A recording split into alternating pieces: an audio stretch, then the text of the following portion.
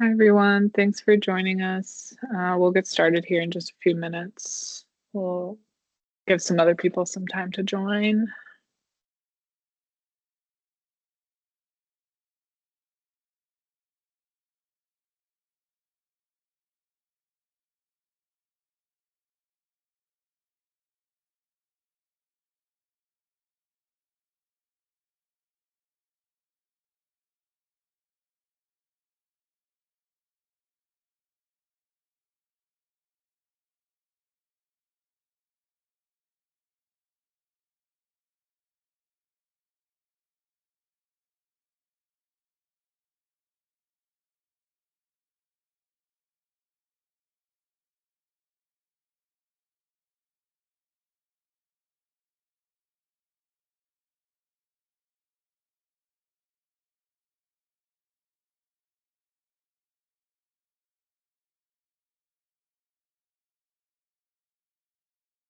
If you're just joining us, we're just going to wait a couple more minutes for some more people to join here.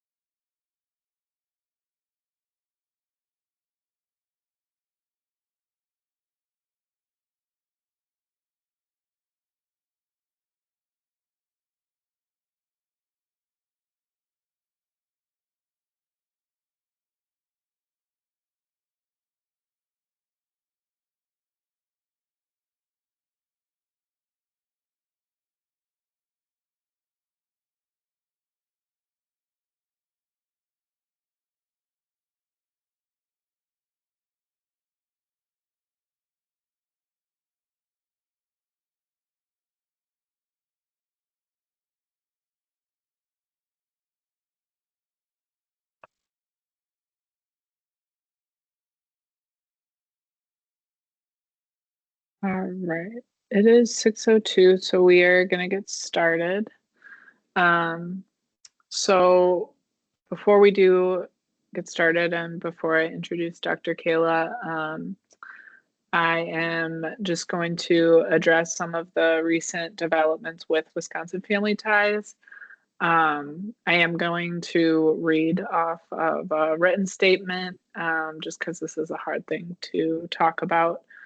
Um, so I'm going to just get us started here. Good evening, everyone, and thank you for joining us for tonight's Empowered Families webinar hosted by Wisconsin Family Ties. Before we begin, I want to briefly acknowledge the announcement our organization shared yesterday. Wisconsin Family Ties will be closing our doors and ending parent peer support services on April 10th, 2026. This has been a very difficult decision, and we are incredibly grateful for every person who has been a part of our community over the years. As we move through this transition, we also want to share that we will no longer be able to host the Children Come First conference. However, we are actively looking for another nonprofit organization that may be interested in continuing this important event. If that happens, we will be sure to share updates with our community. Any inquiries about the conference can be directed to events@wifamilyties.org, and I'll put that email address in the chat. Regarding the Empowered Families webinar series, we hope to host one final webinar in April that will focus on sharing resources and answering questions from our community. We have not finalized a date yet, so we encourage you to stay connected by subscribing to our emails and following us on social media for updates and other important information. If you have any questions or concerns regarding this update, please feel free to reach out to board@wifamilyties.org. I'll also put that email in the chat. Lastly, if you need a continued education certificate for attending this webinar, they are available for purchase, and I will put the link to do so in the chat as well. If you have any questions or concerns about this, you can email me directly at khealy@wifamilyties.org, and I'll also put that email in the chat. So now it is my pleasure to introduce tonight's presenter, Dr. KayLa N. Allen Young. Dr. Kayla is a certified health and well-being coach, speaker, and the founder of Dear Mixed Girl. We're honored to have her with us this evening to share her knowledge and insight with our community. So, without further ado, Dr. Kayla, you can take it away. Hello, everyone. Sending you all big hugs, lots of wonderful vibes. I invite you to be in the room with me real quick and let's just take some healthy deep breaths. We'll take three. Breathe in and out. Breathe in and out. One more time. In and out. Tonight we're going to be talking about a village. When we think about a village, what does that really mean? What does that look like when it comes to kiddos? Sometimes it means parents. It can mean siblings that we might have as adults. It can mean pastors at a church. It can just mean your extra kind neighbor that's always looking out for your little one. And at the same time, we have the people that are serving kids, people in the helping professions. All these people can come together to create a true village. And it's important that we are aware of what a village looks like in our lives. We were never meant to do this alone. When there are children involved in any scenario, you fully understand that no one can do it alone. Not everyone has all the answers. Not everyone has every ounce of support and awareness and clarity to be able to do all the things alone. And we shouldn't have to battle life alone. Consider being an adult. While it may be easier to do some things on our own, sometimes we need a little support. Sometimes we need a shoulder to cry on. We need someone to talk to when things are just feeling so heavy and out of balance and we don't know what to do with it. And the same goes for kids. They might not have all of the right words to say or be completely in a place where they can fully understand how they're feeling and the things that they're experiencing, but they still need support. And the more that we understand who the kids are that we serve or that we love, the more we can support them in effective ways.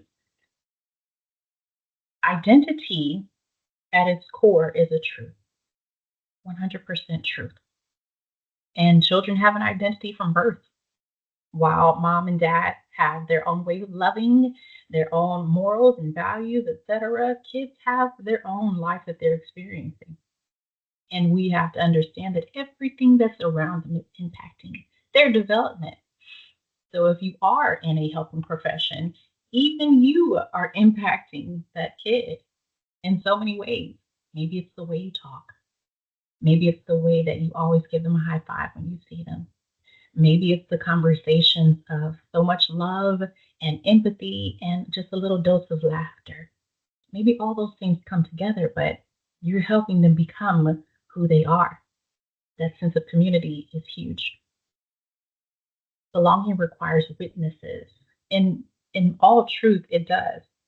To belong means that you are connected to someone, something, somehow, somewhere.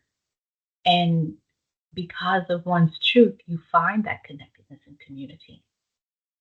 Children do not form identity in a vacuum. There is no place in time where a kid is going to just become something magical on their own. It's not quite possible. Now, yes, there are very, very, very intelligent children. You have the people that can sit at a piano, never having touched it, and play something absolutely amazing. Things happen, of course. Natural gifts and talents are present. But the things that make them truly who they are, they need help getting there. They need some structure. They might need some guidance. They might just need a little bit of support in saying, I see you. And because of that, I care about you. So each and every person that is within a child circle is impacting their forever. It might not seem like it. It might seem, oh, I just helped little Johnny tie his shoes. Yes, you did. But did somebody else point it out? Did mom show little Johnny how to tie his shoes yet? Are you teaching him for the first time? Everything matters. All of it matters.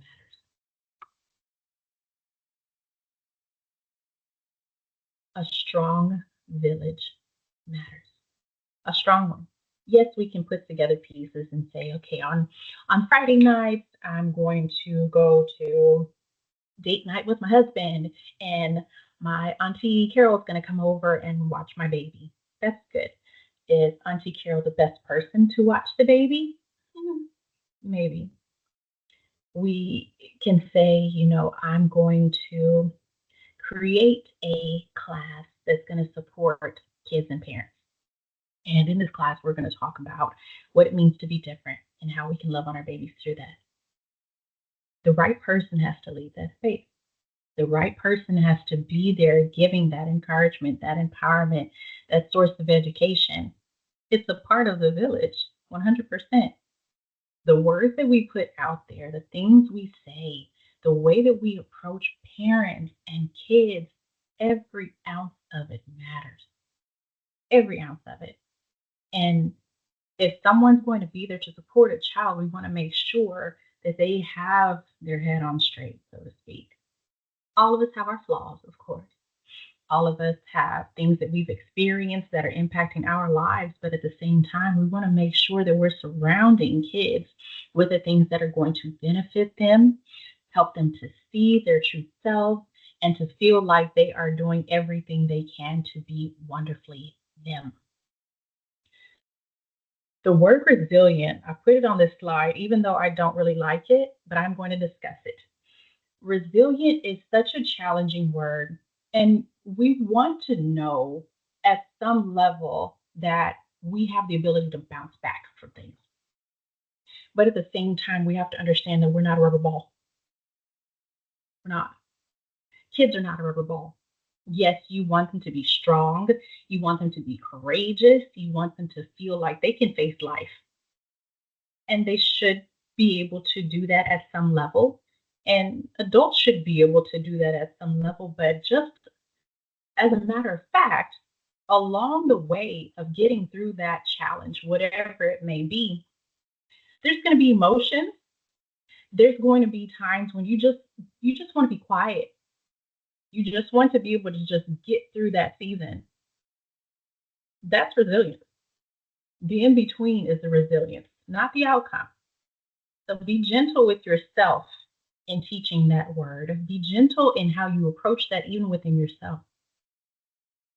In a serving profession, we want to pour out. We want to do what we can to serve somebody and do it well.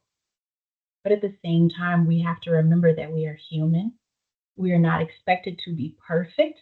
We're expected to do what we can to give the best version of ourselves in that season.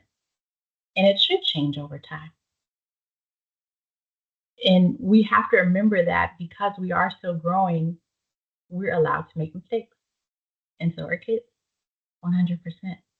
That village is not just something that we create, it's something that we have to live.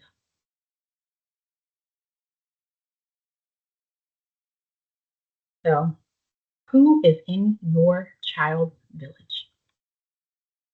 Really, really think about that.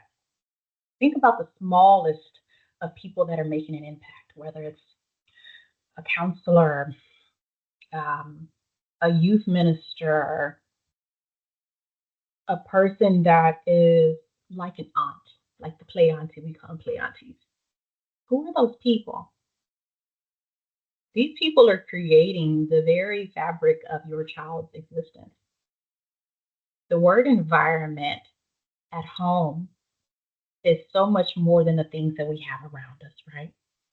You may think, okay, I have a home environment. We have lots of comfortable things. We have our fuzzy blankets. We have beautiful pictures on the wall. We have all the things that make it feel nice and cushy. Yes, that's true. You should. You should feel wonderful at home. Your kids should feel wonderful at home. All of that should be present, even in a business space. It should be there. And at the same time, we have to remember that some structure can disrupt that. If a person comes into a space of supporting a kid, whether it's a mom or somebody that's in the helping profession, if they are not presenting the child with a structure that they need, any kind of support may not be very supportive at all. It may just come in and be like a breeze.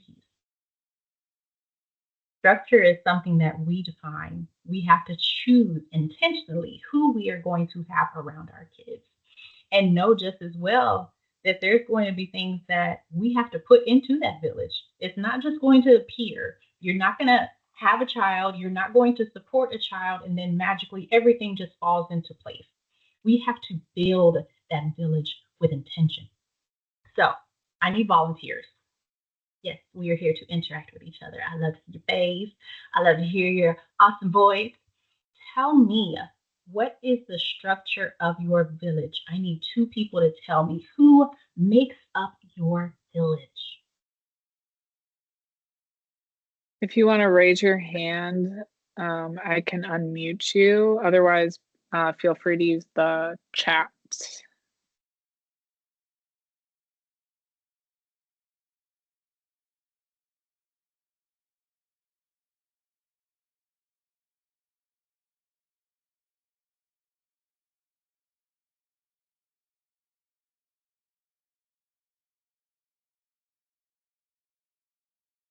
If someone's thinking they don't have a village, please, I would love for you to come and talk to me too.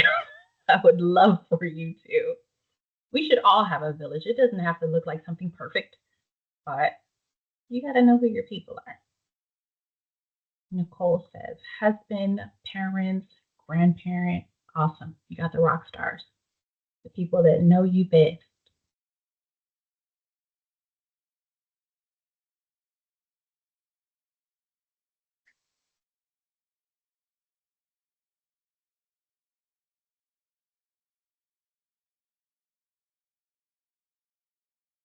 Lori says, bestie and family. I love that. Family, family. Yes. And if anyone is considering that maybe it's not their family, that's okay too. Sometimes family is not necessarily the best support system for you, and that's okay too. You get to create your village. That's what I'm saying. You have to be intentional about it.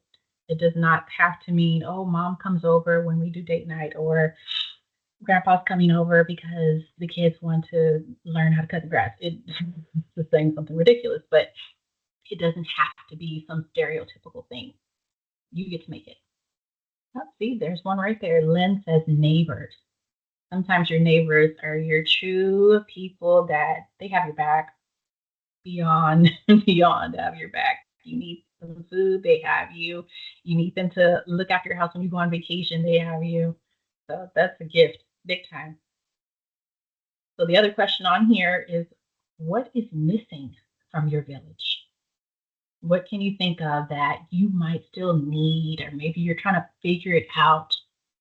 And this can go for the people that maybe are on here that don't have kiddos and you're helping somebody else's kiddo. What's missing from the village that you have created for yourself?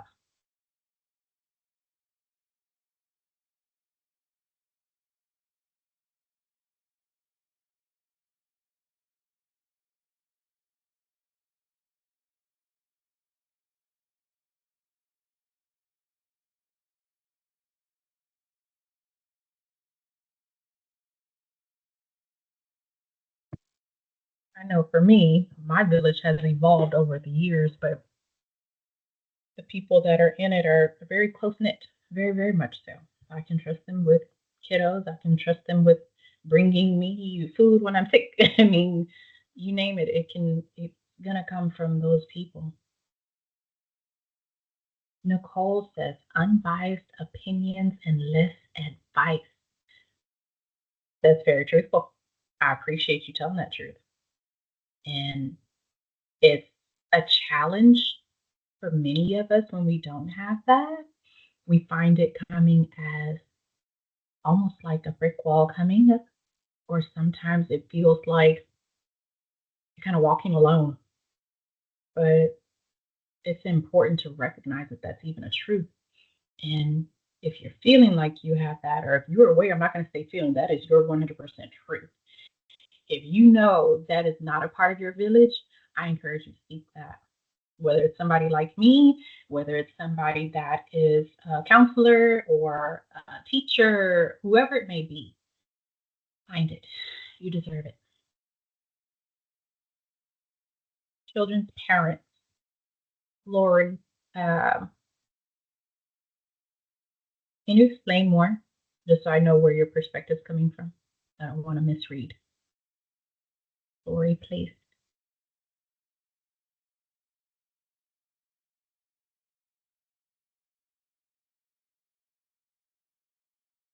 Can, cool. That'd be great. Here to support. Please type in.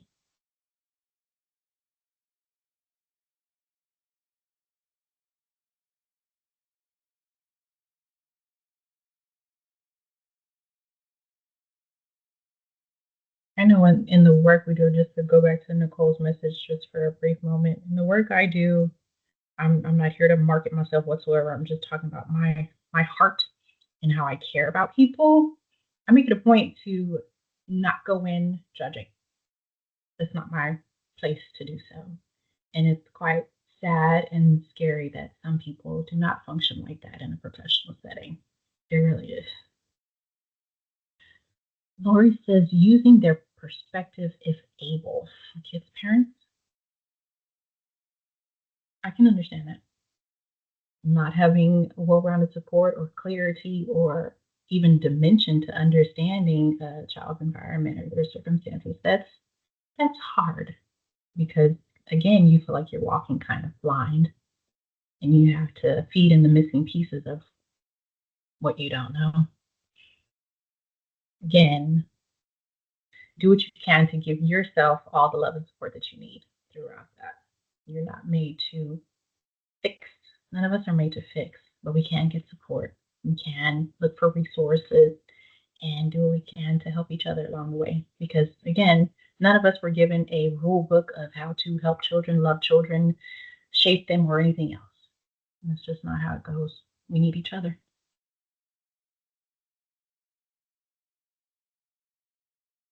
So this is a moment for you guys.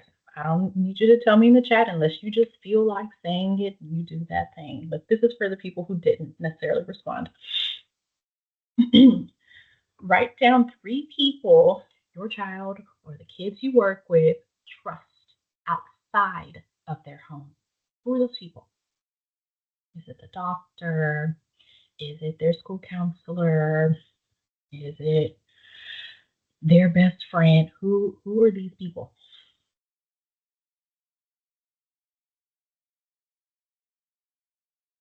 At various ages, kids have different people that they trust.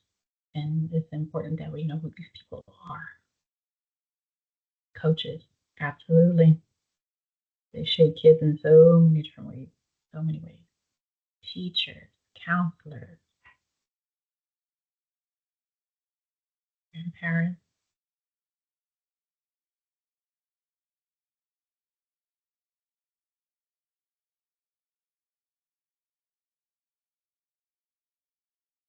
The word trust is a big one when we are even considering how a village functions. We need to know that trust is everywhere within that village, everywhere. In conversations and the things that people watch on television and the music that people listen to, all the stuff matters. 100% matters. And sometimes it might not seem like it's something big, but it is. We have our own values and things that we want for the kiddos we love to experience and to have as a part of their lives.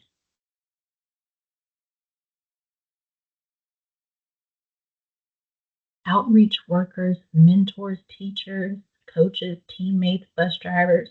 That's a lot of love you got there, Nicole. I love it. A whole lot of love. That's a beautiful thing. Chris says, some children's Wisconsin ladies. That's beautiful.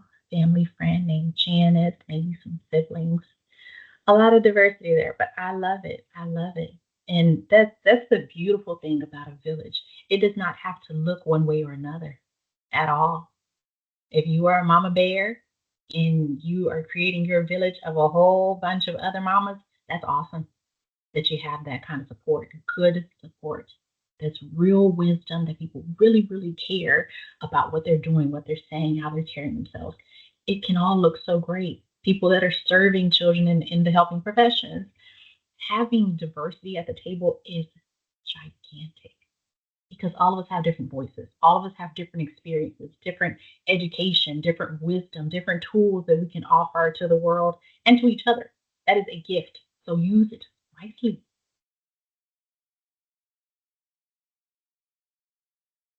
Roles within a healthy village. Which role do you most naturally embody? And really, really think about these words and what they probably mean to you. A, an emotional anchor. B, a truth teller. C, an encourager. D, advocate or opportunity opener.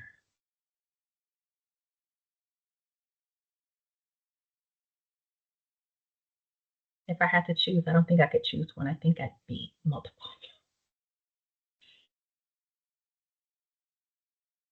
Naturally, for me, I'm definitely an encourager. Definitely.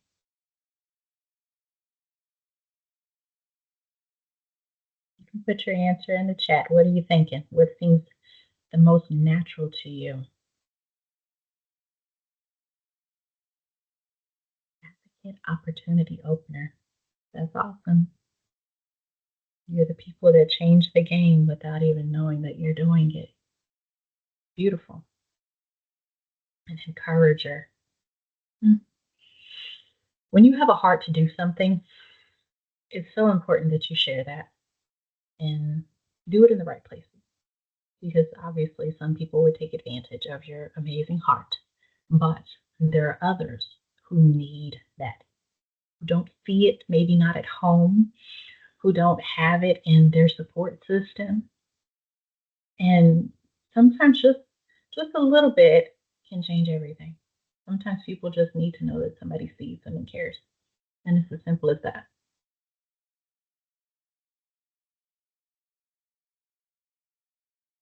Where is your village right now? Which statement best describes your current support system? I feel strongly supported and connected. I have some support, but it feels inconsistent. I carry most of this alone. I'm unsure how to build support. This is your answer to yourself. You can put it in the chat, but this is something that you really, really need to think about. We should all be in a position where we have support. We know we can tap into our village. Again, if there is somebody who doesn't know how to build support or you don't have a village, you can put in the chat. You can send it to me in an email. You don't want to say it out loud. I just want you to know that you have a space to say that is your reality. And no one's going to judge you. No one at all. Sometimes, whether we are coming out of a traumatic situation or we are just starting from scratch, we don't know how to do those things. And that's okay too. We just need a little bit of support, a little bit of guidance. Chris said, B, my main support in I'm assuming New Mexico. Sorry. I understand. And again, we all need to get to a place, and this is not a rush. It is not something you have to figure out how to do right now and have it perfect, but we should all get to a space where we do have support in whatever that season may be, especially when it comes to kids, because it's an emotional journey to go through raising a child, through supporting a child through every kind of situation, whether it's understanding their identity or understanding why they don't have the best home life. We all need to create a good system of support that is valuable, nourishing, and sustainable. Absolutely. You don't have to carry the entire world on your shoulders. It may feel easier to do so, like I mentioned before, but you do not have to do it alone.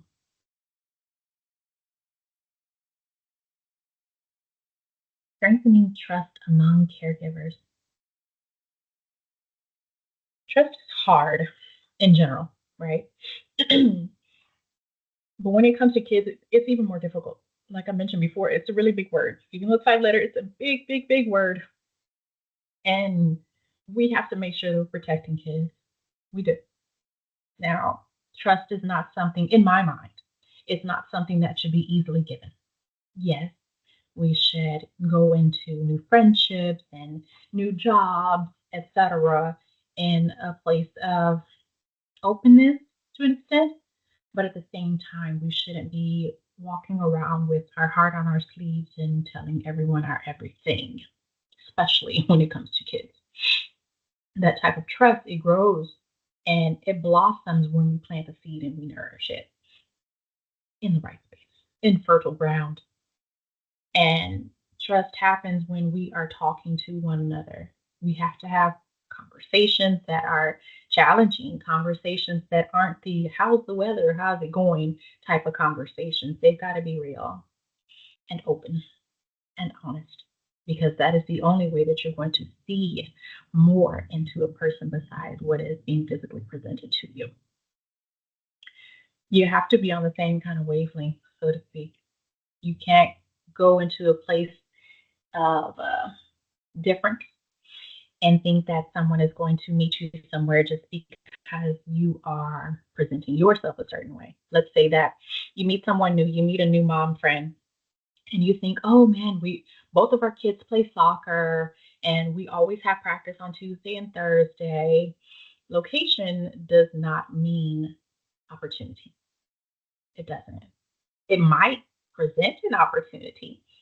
You have a shared space, you have a shared expectation, so to speak, because you're both there, you're both expecting that your kids are going to do great and you're there to support each other, et cetera, et cetera. But that doesn't mean that person should become your friend, to say that very gently.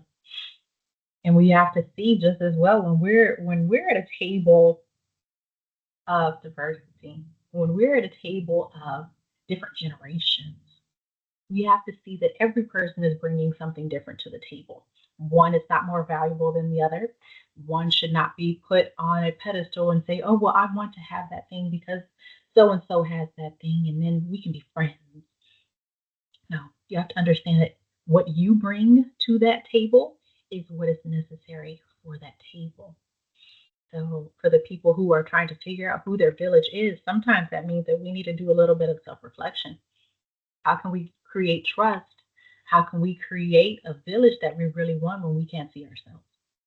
You got to do that work. And you have to be consistent about it.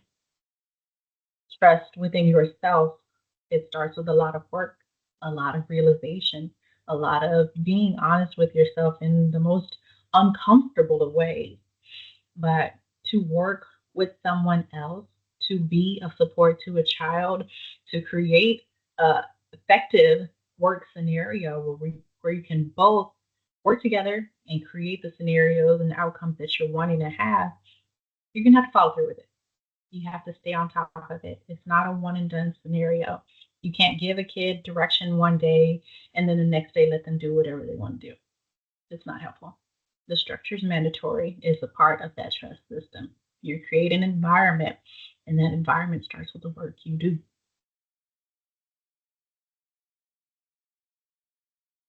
Setting healthy boundaries within your village, just like I was talking about a second ago.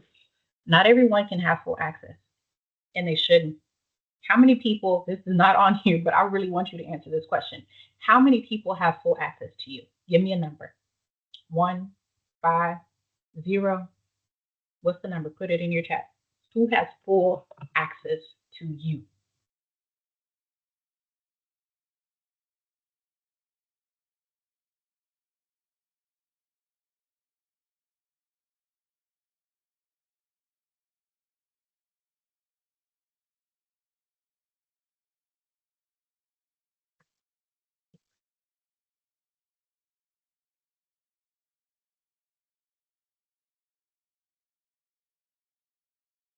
Caitlin, how many people have full access to you? A good question. Um,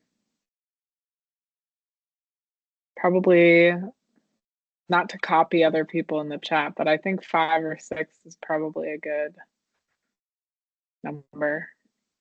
I have my 2 parents, my sister, my partner, that's 4, and then some friends who are part of my village. Yeah. Yeah. You got to be honest about it. I mean, some people don't deserve that full access. They just don't. And they Mhm, might misuse that access. I know mhm, in my tiny circle, I have my 4 friends, which if you've ever watched me talk about anything, I have 4 friends, period, the end, 4. And outside of those 4 friends, full access, my husband, my mom. That's about it. And I'm okay with that. Totally okay with that. And we have to be okay with whatever that number is because we are teaching ourselves that we have some kind of expectation. We have some kind of position where we're saying, you know what? You don't handle me very well. You don't know how to handle my heart, or maybe you are not handling yourself very well. So I cannot give you that fullness of me. And that is perfect as is. Chris said 1 or 3. I'm so curious. 1 or 3. That's very specific. That's your answer. I love it. I totally do. You were being so honest. I appreciate it. But otherwise, we have a lot of 5s and 6s and a 4. And again, everybody does not need to have total access to you. They just don't. You can give people pieces of what they need in the moment. Let's say someone is asking you a question at work. The workplace has nothing to do with the home life, and it doesn't have to collide into one another, just as an example. We have to have those boundaries set 100%. And if we don't know how to set them for ourselves, we cannot expect our kids to know how to do that or how to speak up when those boundaries have been crossed. We have to be honest. Got to be honest. It is total protection of yourself. It's protecting your heart. It's protecting your home. I mean, you got to protect yourself inside and out, and those boundaries are mandatory. And sometimes it takes a challenging situation, a traumatic situation to figure out that we even have to have those boundaries, but it's still mandatory. And you have to figure out how to fine tune that over life. And in creating these villages for kids, we have to know that those boundaries are mandatory. Mandatory in every sense of the word. Like I said, we are creating a space of protection.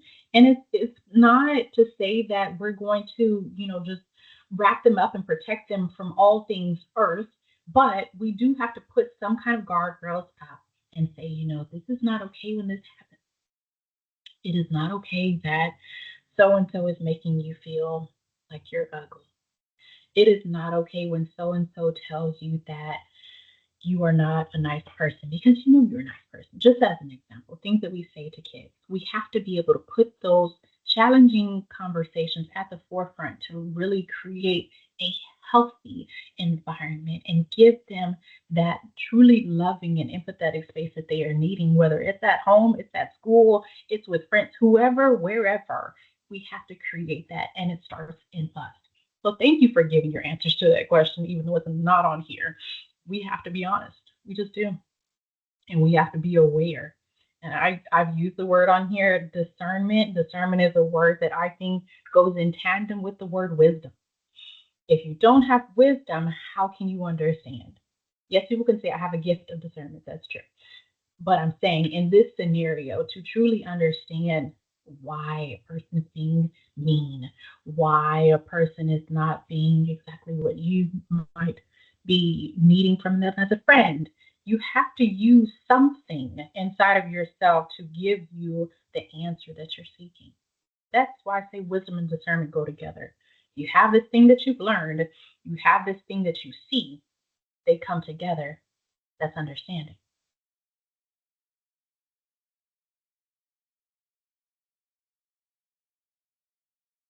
Partnering with schools and community systems.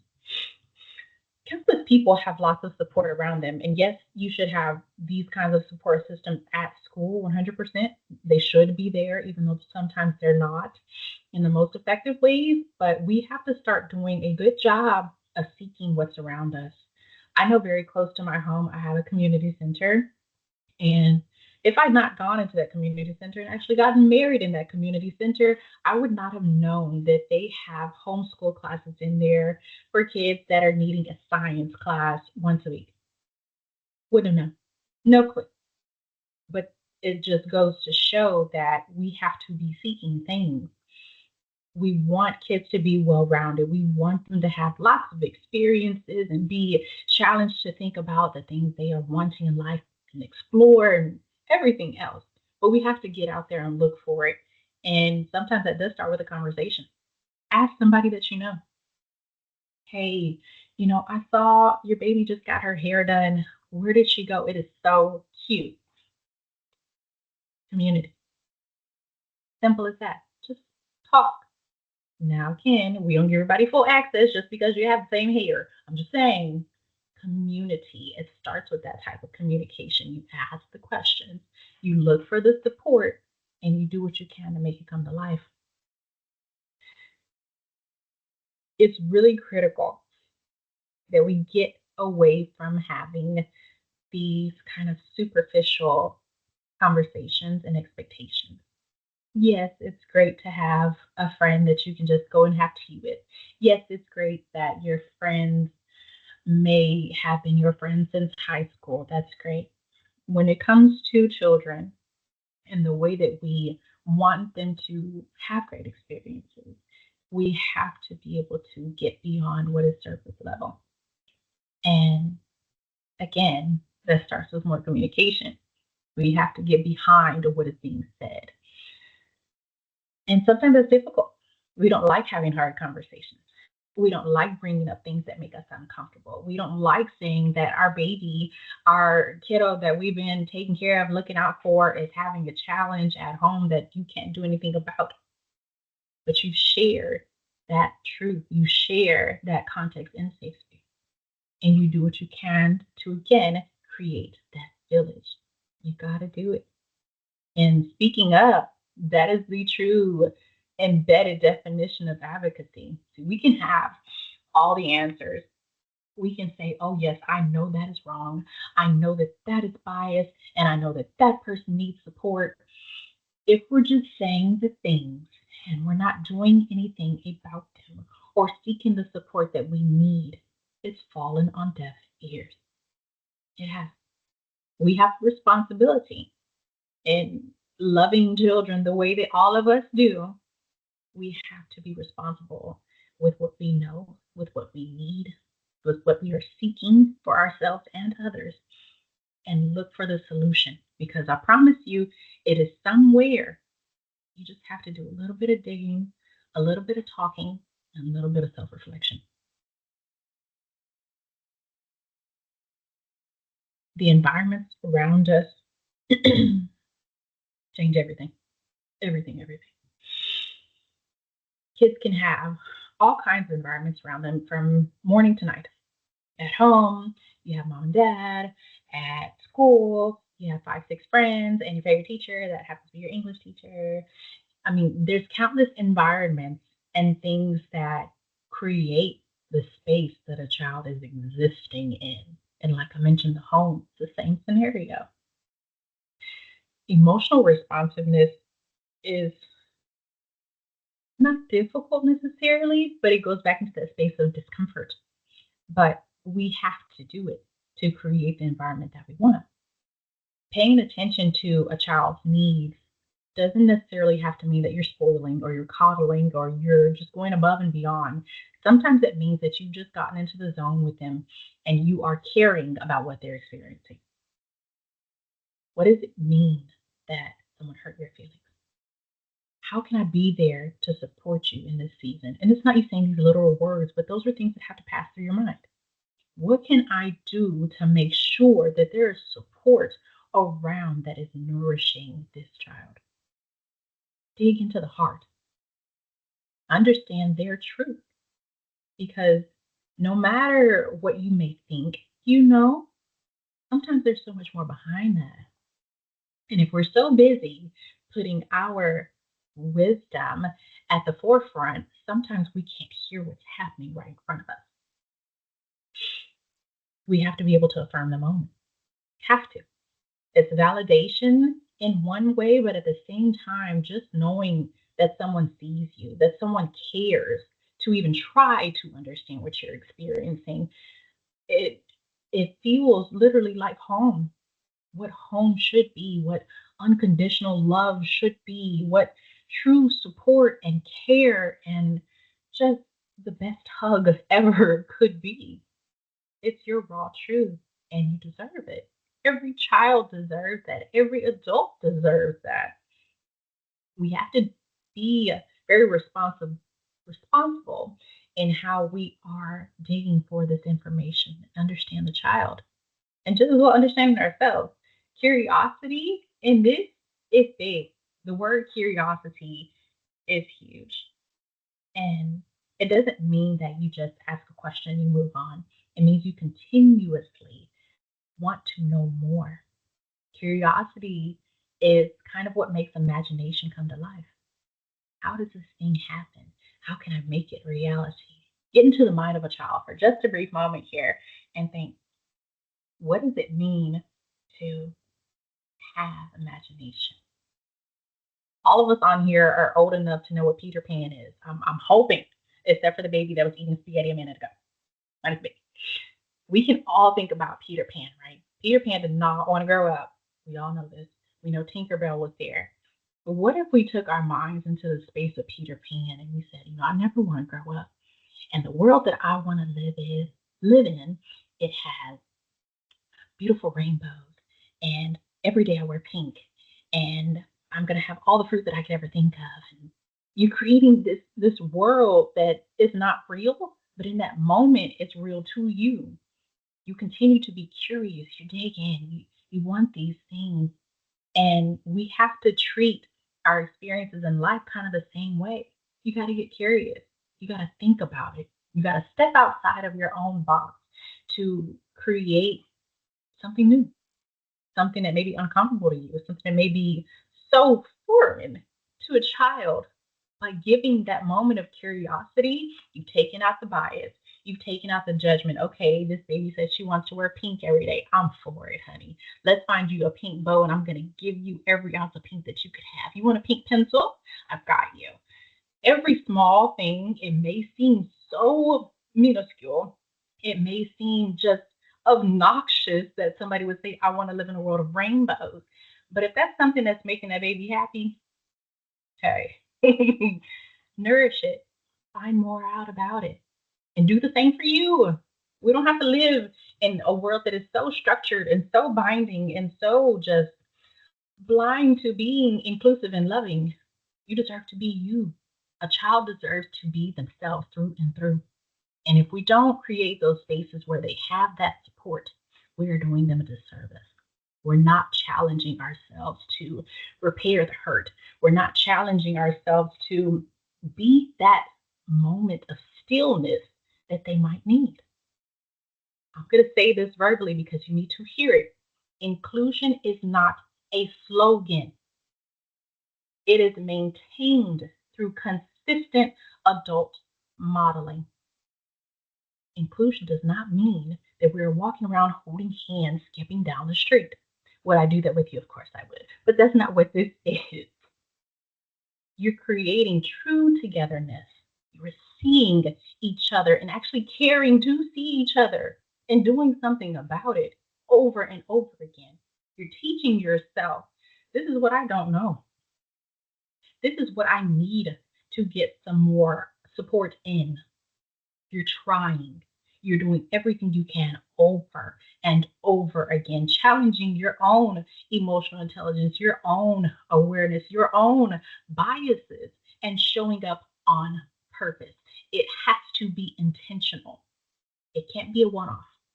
Can't.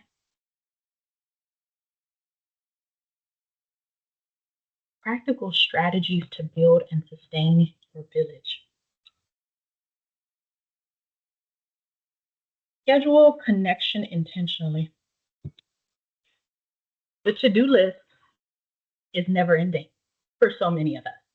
You always have something to do, always. every day. You need to clean the dishes, you need to wash clothes, you need to mop the floor, you need to brush your hair, you need to get a haircut, you need to do A, B, C, D, E, F, G to the end. And yes, we all have responsibilities, but at the same time, if we're not being intentional about our time is running us. And if our time is running us, how are we able to support somebody else? Not quite possible. I had an example that I was kind of teetering on, but I'm going to share it. I had a client that I was speaking to a couple of weeks ago. I'm not going to give you all the details, obviously, HIPAA, but she made one point to say, I'm always working, always 8 a.m. to 8 p.m., always working. Excuse me. And I asked her two questions. When are you spending time with your partner? When are you spending time with your daughter? If you're always working. And she went quiet. And I wasn't doing it to be mean. I promise I was not. I was literally trying to pull from her. If you're not giving yourself space to breathe, space to recover from that 12-hour shift that you were having on repeat, how do you think you can give something to someone else? You can't, not effectively. You're missing pieces of you. You're pouring from the empty cup.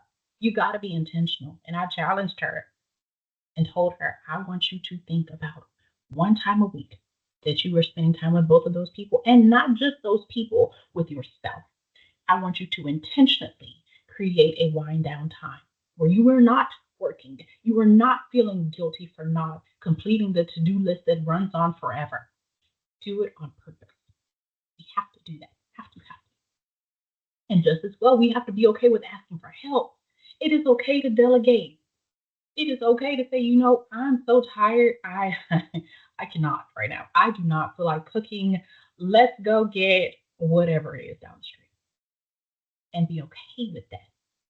Sometimes that bit of nourishing is exactly what we need to balance ourselves and position ourselves to best support not just us, but everybody else that's around us. Kids feed off everything we do, everything we say, everything we are experiencing. That's just how that goes. So we have to do what we can to support ourselves through and through. The responsibility should not be carried by one person. I know that there are single mamas rocking it out, single papas out there doing their thing, but we don't have to do this alone. Some of the things that we don't know how to do, somebody else does, and they'll do it freely. They'll teach you how to do it. But we need that support. We have to be willing to ask. Get back into a space where you being present. Get those check-ins happening. Have a moment with even your partner. If you're at home and you have 5 kiddos you're raising and your husband's always busy or your wife is always off to a conference somewhere, have a conversation. We have to be very intentional about speaking up. And I'm not just talking about dysfunction or imbalance. I'm talking about just being honest, saying, you know what, even if it's at work, let's say you have a supervisor that keeps putting stuff on your desk and stuff is so heavy, but you have these babies that you're supposed to be looking after, or you have an after school program that you're supervising, whatever it may be. Speak up. I'm having a hard time. Friday, I have this deadline, blah, blah, blah. I need to be able to do this thing this way, and I need your support to make that happen. Speak up. Nobody can help you if you don't speak. Closed mouths don't get fed. You have to be able to speak up and have the check ins with your kids too. Don't think that just because they're happy, they're playing with their toys, they have their video game on and they're on it, that doesn't mean that they're good. That doesn't mean that they have all the support they need. That doesn't mean that they're not having a hard time in math class. Be intentional about sitting down and having a real conversation. Not just the how was your day, honey? Not just the what did you learn in class? That's superficial. We got to dig deeper. Just like anyone else, a child deserves to have lots of support inside and out. They are not just living in playland and assigned homework. There's so much more than that. Every person that is walking this earth is multifaceted. Every person. You are not a walking, talking robot. You are not a person that is only built to go to the grocery store and come home. You are not a person that is expected to constantly pour out love to somebody else and not have love poured back into you. No, no. You've got to be able to regulate your life. You've got to be able to see yourself and be able to support other people. So that means you must start with you. Be intentional, create those strategies, do what you can to build your village on purpose and celebrate it when you do. Identity grows in a safe community. Emotional intelligence builds resilience. Remember to use that word gently. And cultural awareness deepens belonging. We don't have to be in the same shoes. We do not have to be the same skin color. We do not have to have the same hair, speak the same language, have the same religion. Nothing. We don't. But we do have a major responsibility to see someone for who they are and love them. In spite of, because, in between, in and out of season, everything. We have to do our best to learn and to be supportive. And again, that starts with us. We don't have to be perfect. I don't want you to think in any instance that you have to be perfect because you don't. Never that. Children don't need perfection. They need a connected leadership. We have to lead and lead well. And leadership does not mean dictating. It does not mean saying you do this, you do that, and that's it. It means being an effective listener. It means being a follower. It means being willing to be corrected. It's a challenge, but it must be done. And in this season, no matter where you are, no matter if you are saying, I have no support, or if I have the perfect village, you are not behind. You are building. So continue to do so. Uplift yourself, encourage yourself, and know that you are not alone, nor do you have to do it alone. You've got this. That is my message. Again, forevermore is brought to you for you to carry forward.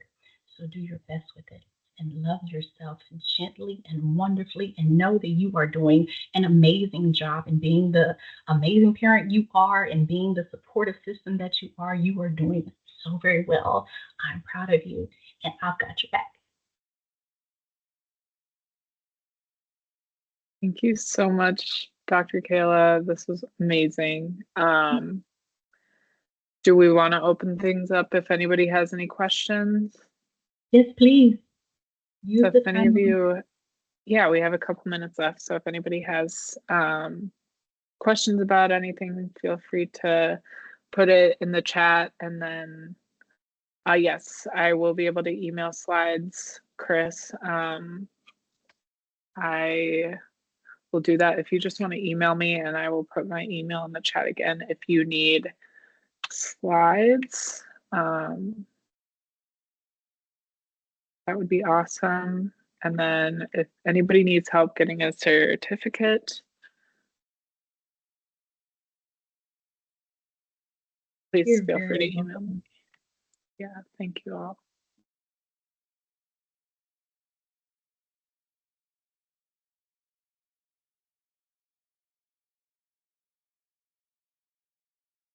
You're welcome. You're welcome. Thank you all so much for attending and spending some time with us this evening. We really appreciate it. And thank you, Dr. KayLa, for joining us. You're so welcome. Thank you, Chris. I appreciate that.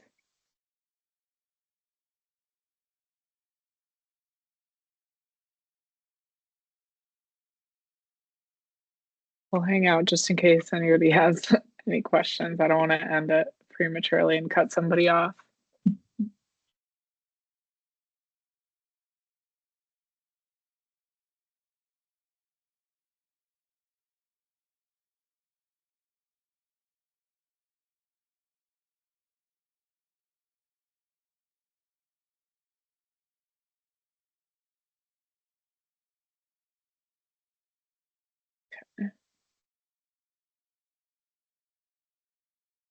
Chris keeps typing and then not typing, so I don't want to cut them off if they have a question.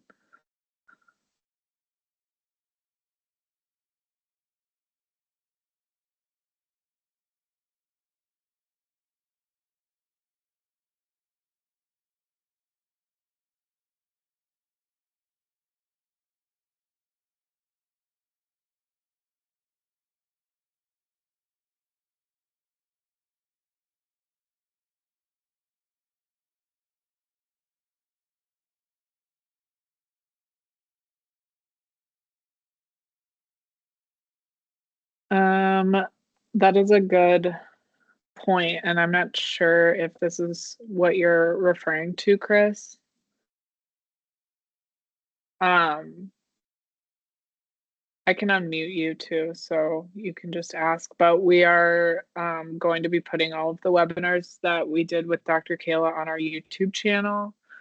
Do you have them on your YouTube channel too, Dr. KayLa? Not yet, but I am going to put them on there. Okay. So I can send that around in the email.